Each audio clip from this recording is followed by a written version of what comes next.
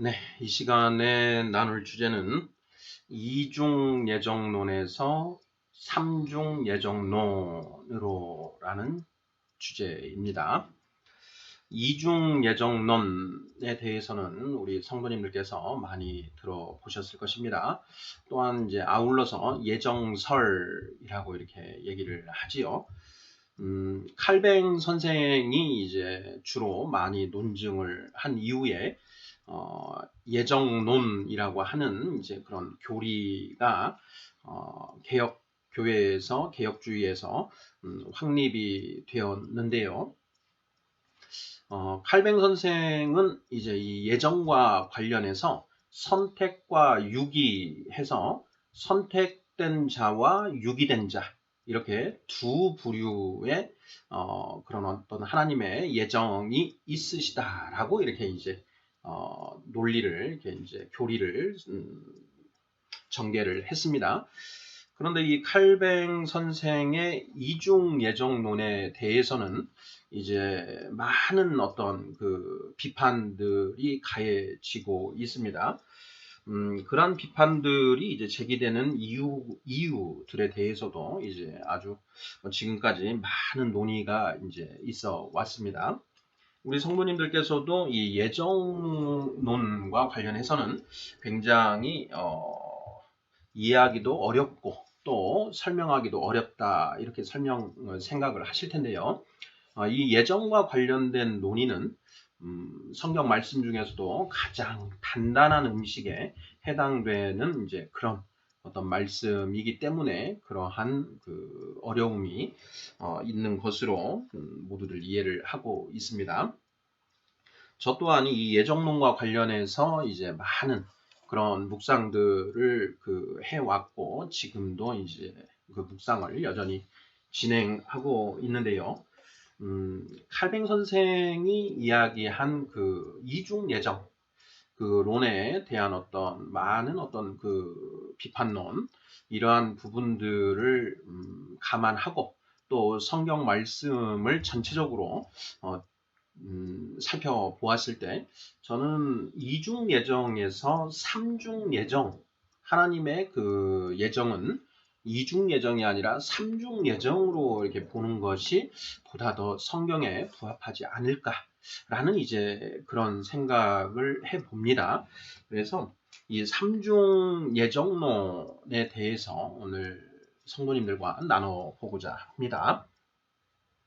먼저 예정론에 대해서 한번 이중 예정론에 대해서 조금 더 살펴보도록 하죠. 복음이 전파된 이후부터 구원받을 자와 멸망할 자가 미리 정해져 있는지에 대해서 논란이 있어 왔습니다. 이 예정론이 이제 예정에 관한 그 논쟁이 시작된 것은 주후 4세기 오거스틴 시대에서부터 그때 당시에도 이미 이 예정과 관련된 그 논쟁은 있었고요. 이후에 이제 그 칼뱅 선생이 16세기에 예정과 관련된 부분을 이제 중점적으로 많이 기술을 함으로써 그 예정론이 이제 논의의 어떤 그 중심으로 부각이 되는 그런 그 역사적인 그런 그 논증 과정이 있어 왔습니다. 예정설은 말 그대로 구원받을 자와 멸망할 자가 이미 처음부터 창세 전부터 이미 작정되어 있다. 하나님께서 그것을 이미 예정해 두셨다. 라는 이제 그런 그 교리입니다. 구원받을 자, 선택받은 자라고 얘기를 하고 멸망할 자는 유기된 자, 유기됐다. 유기되었다. 유기되었다는 표현도 이제 중요한데요. 유기는 그냥 버려졌다라는 것입니다. 사실 이 세상의 모든 우리 사람들은 그냥 내버려 두면 다 지옥 갈 그런 존재들입니다. 멸망할 자들이죠. 자, 그런데 그렇게 전부 다 지옥 갈 존재들인데 그 중에 하나님이 일부를 구원하시기로 작정해 두셨다. 일부는 내버려 두고 일부는 구원하시기로 작정하셨다. 그런데 이중 예정론은 그 세상에 우리가 많은 사람들이 태어나고 죽고 하지 않습니까? 인류 역사상. 그런데 그렇게 나고 죽는 사람들 중에 두 부류로 구원받을 자와 멸망받을 자, 그러니까 천국 갈 자와 지옥 갈 자를 처음부터 작정해 두셨다. 이렇게 두 가지로 예정해 두셨다라고 하는 것이 바로 이중 예정론입니다. 시편 기자는 하나님이 악한 날에 적당하게 악인을 지으셨다라고 이렇게 기록을 하고 있습니다. 잠언이지요. 잠언을 보면 16장 4절에 여호와께서 온갖 것을 그 쓰임에 적당하게 지으셨나니 악인도 악한 날에 적당하게 지으셨느니라. 이런 말씀을 있습니다. 그리고 또 로마서 9장 18절은 그런즉 하나님께서 하고자 하시는 자를 긍휼히 여기시고 하고자 하시는 자를 완악하게 하시느니라. 이렇게 기록하고 있습니다. 이 로마서 9장 18절 이 말씀은 로마서 9장 11절에서 이제 결론적으로 나온 부분인데요. 로마서 9장 11절에서 그 야곱과 에서를 이제 언급하면서 그 자식들이 아직 태어나지도 아니하고 무슨 선이나 악을 행하지도 아니한 때에 이렇게 그 태어나기 전부터 선택된 자가 있고 유기된 자가 있다. 이러한 이제 말씀들이 그 근거가 됩니다. 데살로니가 후서 3장 2절도 보면은 또한 우리를 부당하고 악한 사람들에게서 건지시옵소서 하라. 하반절에 믿음은 모든 사람의 것이 아니니라. 이렇게 선포가 되어 있습니다. 자, 이러한 말씀들을 보면 하나님이 창세 전부터 천국 갈 자와 지옥 갈 자를 작정해 두셨다. 예정해 두셨다라는 것을 이제 그런 논지를 뒷받침하는 그런 말씀들인 것이지요. 자, 그런데 이 예정설에 대해서는 이제 많은 이제 비판들이 제기가 됩니다. 이유는 성경 안에 이러한 이중 예정에 반하는 그런 듯한 그런 말씀들이 존재하기 때문입니다. 그 출애굽기 33장 19절을 보면 자, 하나님은 은혜 베풀 자에게 은혜를 긍휼히 여길 자에게 긍휼을 베푼다라고 이렇게 기록해 두셨습니다. 그러니까 여기에서는 이중 예정설을 뒷받침하는 그런 말씀이신데 이사야서 55장 6절 7절 부분을 보면 자, 악인들에게 돌아오라고 촉구하시고 자, 돌아오면 긍휼히 여기시고 용서하실 것이다. 라는 또 이제 그런 말씀을 하고 계십니다. 이사야서 55장 6절, 7절 말씀 한번 읽어보겠습니다. 자, 너희는 여호와를 만날 만한 때에 찾으라. 가까이 계실 때에 그를 부르라. 악인은 그의 길을, 불의한 자는 그의 생각을 버리고 여호와께로 돌아오라. 그리하면 그가 긍휼히 여기시리라.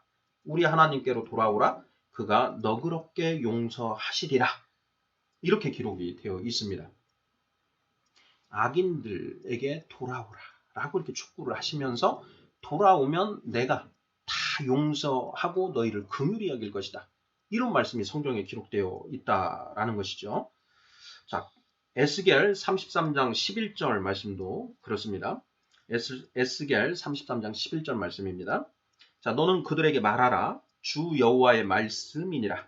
나의 삶을 두고 맹세하노니 나는 악인이 죽는 것을 기뻐하지 아니하고 악인이 그의 길에서 돌이켜 떠나 사는 것을 기뻐하노라. 이스라엘 족속아 돌이키고 돌이키라. 너희 악한 길에서 떠나라. 어찌 죽고자 하느냐 하셨다 하라. 이렇게 기록이 되어 있습니다. 여기에서 이 말씀에서 하나님이 하시는 말씀인데 나는 악인이 죽는 것을 기뻐하지 아니하고 악인이 그의 길에서 돌이켜 떠나 사는 것을 기뻐한다. 라고 이렇게 분명히 기록이 되어 있습니다. 자, 이러한 말씀들을 보면 하나님이 반드시 천국 갈 자와 지옥 갈 자를 창세 전부터 구분해 두신 것은 아니지 않는가 라는 그런 생각을 하게 됩니다.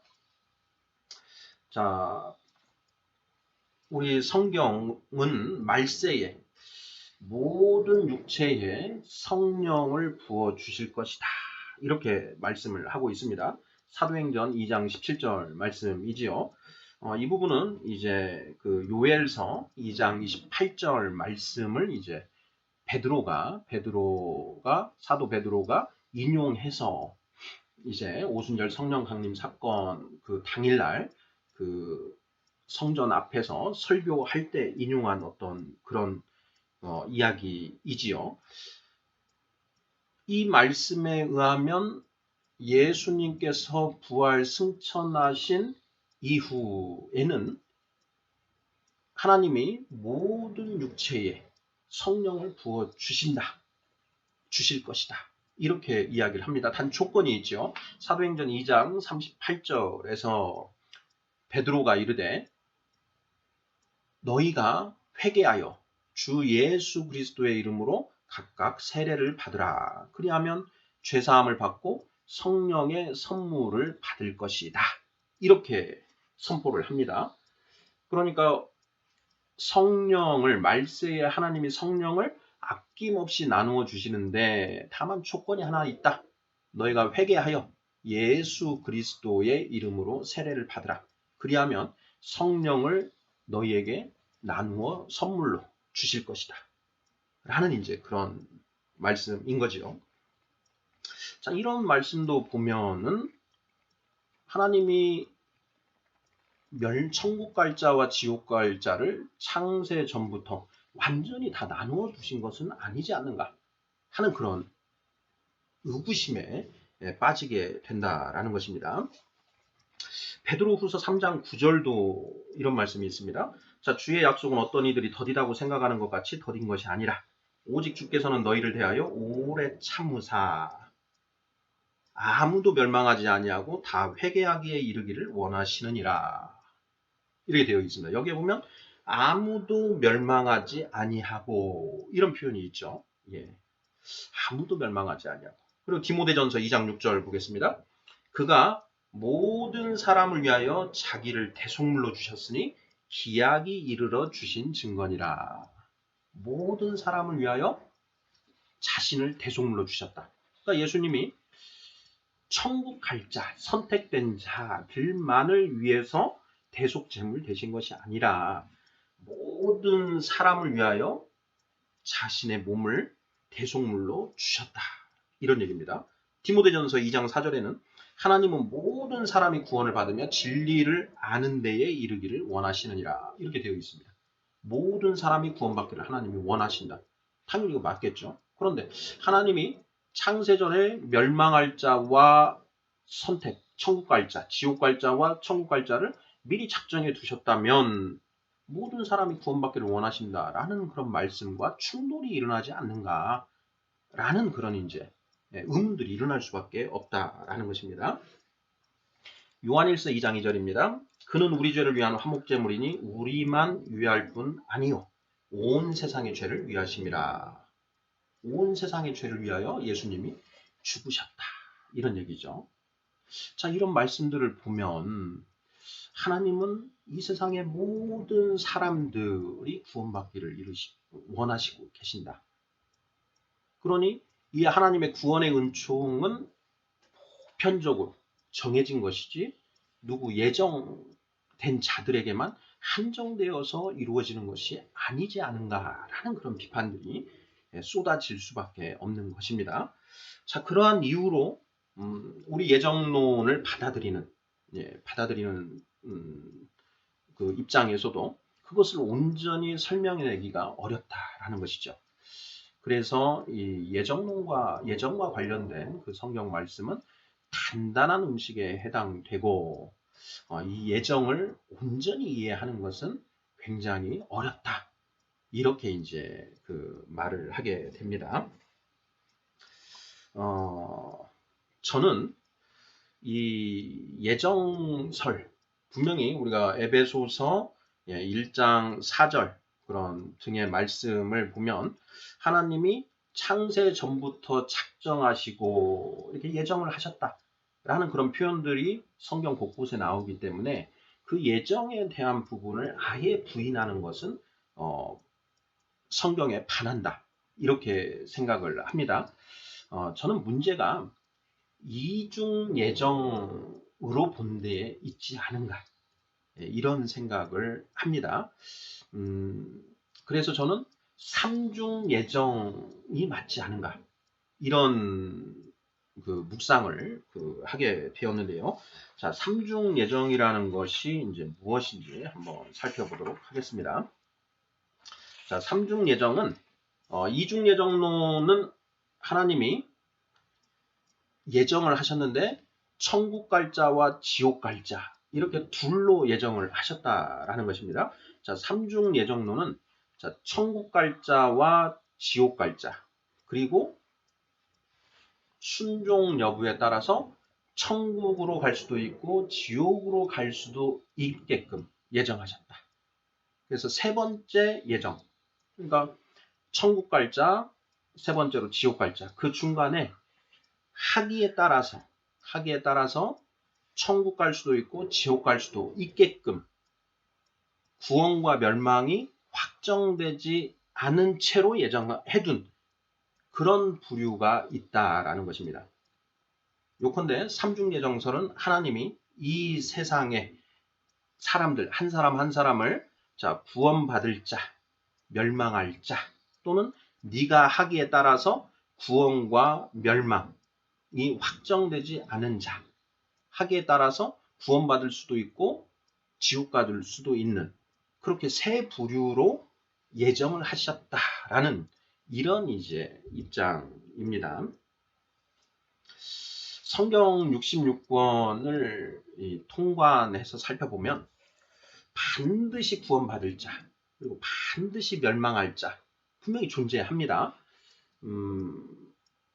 예를 들어서 가롯 유다 같은 경우, 가롯 유다 같은 경우, 물론 논란의 여지는 있습니다. 가롯 유다도 본인이 결국 그 멸망의 길을 선택해 가지 않았느냐, 이렇게 이제 볼 수도 있겠지만은 가롯 유다 같은 경우에는 멸망할 자로 예정된 것 아닌가 이렇게 볼 수가 있고요. 세례 요한은 이 태중에서부터 성령 충만함을 받았습니다. 그러면 세례 요한 같은 경우에는 천국 갈 자로 애초부터 이렇게 예정이 되어 있었다. 이렇게 볼 수가 있고요. 우리가 조금 전에 언급을 했던 로마서 9장 11절에 나오는 야곱과 에서의 경우에 야곱은 하나님의 선택 안에 있었고요. 에서는 하나님의 유기 안에 있었다. 이렇게 이야기해 볼 수 있습니다. 또 아울러서 출애굽 당시에 이집트의 파라오였던 그 바로의 경우에는 멸망할 자로 처음 창세 전부터 예정되어 있었던 것 아닌가 이렇게 생각해 볼 수 있습니다. 우리가 선택된 누가 선택되었는가에서 가장 먼저 언급되는 분이 바로 예수 그리스도는 그 선택되어 있으신 분이었다. 유기의 대상 마귀 사탄은 유기의 대상이다. 이렇게 이제 작정되어 있었다. 이렇게 이야기를 하는데요. 그 외에 반드시 여기는 천국 갈 자, 반드시 여기는 지옥 갈 자. 이것이 확정적으로 예정되어 있는 존재가 성경에 얼마나 존재하는가. 이것도 한번 생각해 볼 필요가 있지 않은가 싶습니다. 사울 왕을 한번 예로 들어보죠. 사울 왕. 자, 사울 왕은 하나님의 그 기름 부음을 받고 하나님의 성령을 받았습니다. 그런데 그 사울 왕이 온전히 순종하지 않음으로써 하나님의 버림을 받게 되죠. 자, 사울은 그러면 처음부터 그 유기되기로 작정되어 있는 자였는가? 그러면 하나님이 왜 사울에게 기름을 부으시고 성령까지 나누어 주셨던 것인가? 이런 부분에 대한 의문이 있을 수밖에 없습니다. 자, 만약에 사도 바울이 반드시 구원받을 자, 천국 갈 자였다 라고 한다면 사도 바울이 그렇게 아둥바둥 할 필요가 있었을까? 끝까지 자기 몸을 쳐서 복종하기까지 하는 그런 표현들을 사도 바울이 고백하고 있지 않습니까?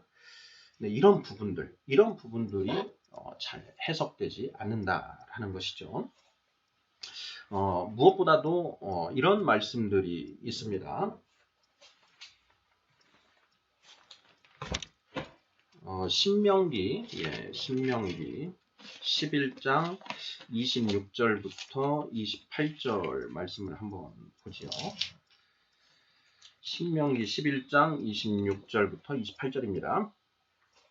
자, 내가 오늘 복과 저주를 너희 앞에 두나니 너희가 만일 내가 오늘 너희에게 명하는 너희의 하나님 여호와의 명령을 들으면 복이 될 것이요. 너희가 만일 내가 오늘 너희에게 명령하는 도에서 돌이켜 떠나 너희의 하나님 여호와의 명령을 듣지 아니하고 본래 알지 못하던 다른 신들을 따르면 저주를 받으리라. 이렇게 되어 있습니다.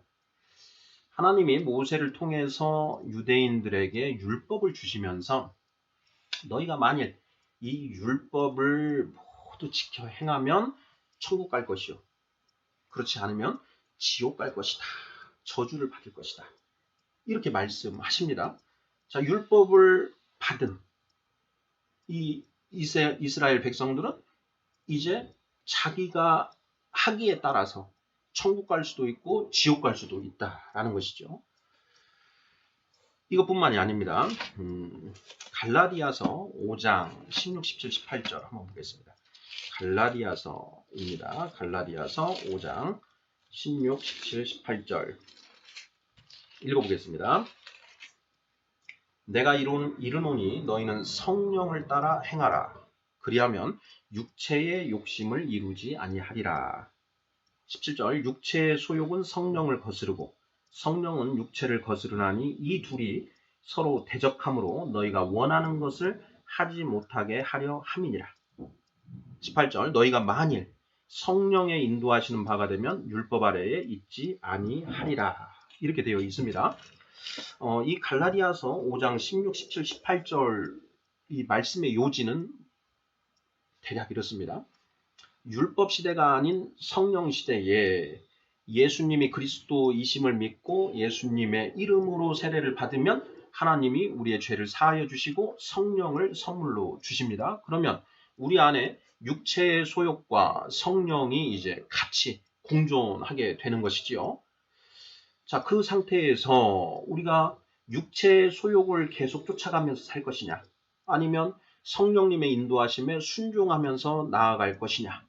이것은 이제 우리가 순종 여부는 우리가 이제 그 자유의지를 가지고 나아가야 되는 부분인데요. 성령의 인도하시는 바에 순종하게 되면 너희가 복을 받을 것이고, 여기 이렇게 되어 있습니다. 너희가 만일 성령의 인도하시는 바가 되면 율법 아래에 있지 아니하리라. 성령의 인도하시는 바가 되면, 이게 무슨 뜻입니까? 성령님의 인도하심에 순종하게 되면, 순종하는 존재가 되면 율법 아래에 있지 않을 것이다. 율법은 죄를 의미합니다. 율법은 죄하고 같은, 우리가 죄인임을 확인하게 하는 그런 기능을 하지 않습니까? 결국 율법 아래에 있지 않을 것이다 라는 것은 죄 아래에 있지 않을 것이다. 이런 표현이 되는 것이죠. 17절에 보면 성령 받은 자 안에 육체의 소욕과 성령이 끊임없이 대적하며 갈등을 일으킨다라는 그런 표현이 있습니다. 그러니까 성령을 단순히 받은 것으로 끝나는 것이 아니라 그 성령을 받아서 성령의 인도하심에 순종하는 그런 상태가 되면, 성령님의 인도하심에 순종하는 자가 바로 장성한 자죠. 그런 장성한 자의 반열에 올라서면 너희가 더 이상 죄 아래에, 율법 아래에 있지 않을 것이다. 율법 아래에 있지 않다라는 것은 이제 구원을 받는다. 복을 받는다. 이런 얘기가 되는 거죠. 자, 만약에 성령을 받았음에도 불구하고 여전히 육체의 소욕을 쫓아가서 죄를 범하고 있는 그런 사람들 많이 있지 않습니까? 우리도 그렇지 않습니까? 근데 우리가 계속 그런 모습으로 어쩔 때는 성령 쫓아갔다가 어쩔 때는 육체의 소욕을 쫓아갔다가 왔다 갔다 하면서 우왕좌왕하는 그런 상태로 이 세상 생을 마감한다. 네, 그러면 어떻게 되냐는 얘기죠. 자, 율법을 주시면서 너희가 이 율법을 다 지켜 행하면 복을 받고 율법을 지켜 행하지 아니하면 저주를 받을 것이다. 성령을 주시면서 네가 이 성령의 인도하심에 순종하는 존재가 되면 더 이상 율법 아래에 있지 않게 될 것이다. 만약에 성령님의 인도하심에 순종하지 아니하면 율법 아래에 있는 거죠. 율법 아래에서는 구원받을 자가 없다라는 것이 성경의 선언입니다. 그러니 율법을 주시면서 또 성령을 주시면서 하나님은 우리에게 순종을 요구하십니다. 네가 율법에 순종하라. 그러면 복을 받을 것이다. 성령을 주시면서 네가 성령의 인도하심에 순종하라.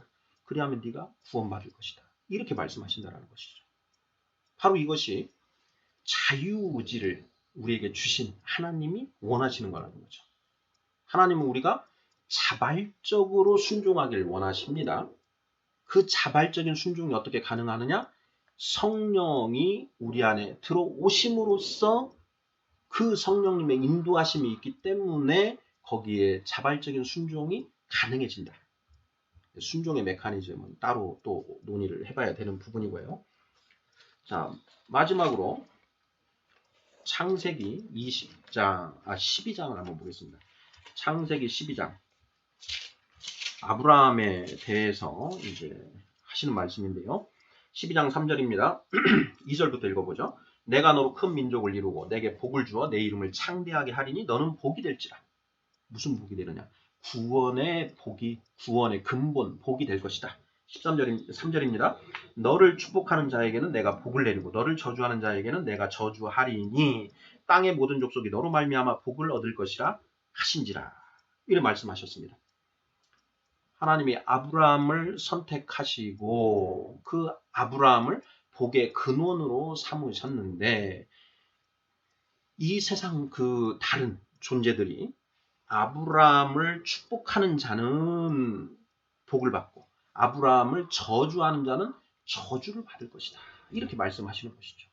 여기에서도 옵션이 있는 것입니다. 성경은 일관되게 이런 말씀을 하고 있습니다. 내가 순종하느냐 불순종하느냐 여기에 우리의 복과 저주의 여부가 갈라진다라는 것이죠. 자, 이러한 부분들이 이제 그 이중 예정론과 충돌하는 어떤 그런 영역들입니다. 그래서 이러한 말씀들을 포섭하기 위해서는 하나님의 이 예정이 주관적인 예정입니다. 우리 한 사람 한 사람에 대한 어떤 그 예정이 이중 예정이 아니고 삼중 예정이라는 것입니다. 그 수많은 인류 역사상에 그 수많은 개개인이 있는데 그 개개인들에 대해서 천국 갈 자, 지옥 갈 자, 순종 여부에 따라서 천국에 갈 수도 있고 지옥에 갈 수도 있는 자, 이렇게 세 부류로 예정을 해뒀다. 이것이 저의 묵상입니다. 이것이 바로 삼중 예정설 또는 삼중 예정론입니다.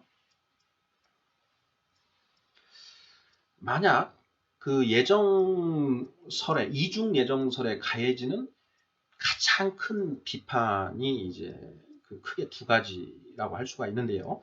첫 번째는 이겁니다.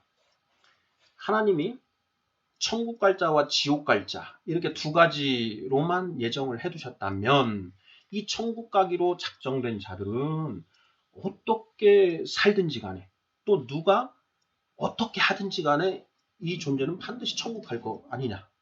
그리고 지옥 가기로 예정된 자는 누가 아무리 그렇게 살면 안 된다고 아무리 해도 결국은 지옥 갈 거 아니냐. 그러니 우리가 복음을 전하고 전파하는 것이 그들에게는 아무 의미가 없지 않은 거 아니냐. 이런 비판이 가해집니다. 자, 그리고 두 번째는 무엇이냐. 천국 가기로 예정된 사람은 어떻게 살아도 상관없다. 예, 이런 그 실천적인 측면에서의 문제가 발생한다. 이런 이제 그 비판들이 가해집니다.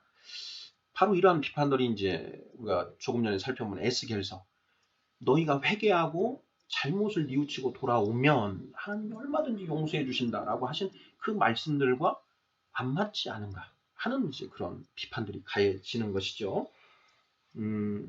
삼중 예정설에 의하면, 삼중 예정론에 의하면 이러한 문제들이 해소가 됩니다. 반드시 구원받을 자, 반드시 지옥 갈 자, 그리고 대다수 천국 갈지 지옥 갈지가 정해지지 않은 상태로 예정된 자, 바로 이러한 자들 때문에 우리가 전도를 해야 되고, 또 우리 각자가 죽을 때까지 나의 구원 상태를 점검해야 하는 그런 필요성이 존재하게 된다라는 것이죠. 자, 순전히 이론적인 측면에서의 실익을 한번 따져보겠습니다. 자, 인류 역사상으로 이중 예정론을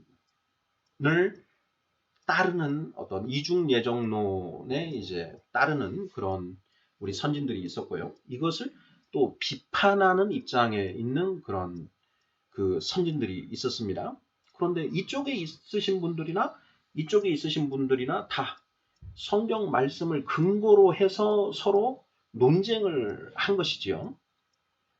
그런데 우리 악한 인간들은 악한 인간, 우리 본질적으로 죄인이고 악하지 않습니까? 서로 성경 말씀을 근거로 해서 주장되고 있음에도 불구하고 서로를 이해하고 포용하려고 하지 않고 선을 긋고 서로를 이단으로 정죄를 하는 그런 이제 역사들을 이렇게 역사적인 그런 사실들이 있어 왔는데요. 삼중 예정설을 취하게 되면은 이중 예정론자들 그리고 구원 보편론자들이 모두 다 이 하나로 포섭이 될 수가 있습니다. 무엇보다도 성경 말씀 전체가 온전히 이해가 되고 풀어지는 그런 실익이 있다라는 것입니다. 이 예정론은 굉장히 단단한 음식에 해당되고 이해하기가 어렵다 이렇게 얘기를 하는데요. 사실 뭐 삼중 예정론의 입장에서 우리가 성경을 이해해 보면 제 생각에는 그렇게 어렵지 않은 것 같습니다. 전부가 다 풀어진다라는 것입니다. 하나님의 말씀들이 상호 충돌하지 않고 모두 다 포섭이 가능해진다. 그래서 저는 이 삼중 예정론, 삼중 예정설 이 부분에 대해서 우리 성도님들께서 더 깊이 논의하고 함께 묵상을 하면서 그 논의를 더욱더 풍성하게 하면 어떨까 하는 그런 생각을 하고 있습니다. 아멘.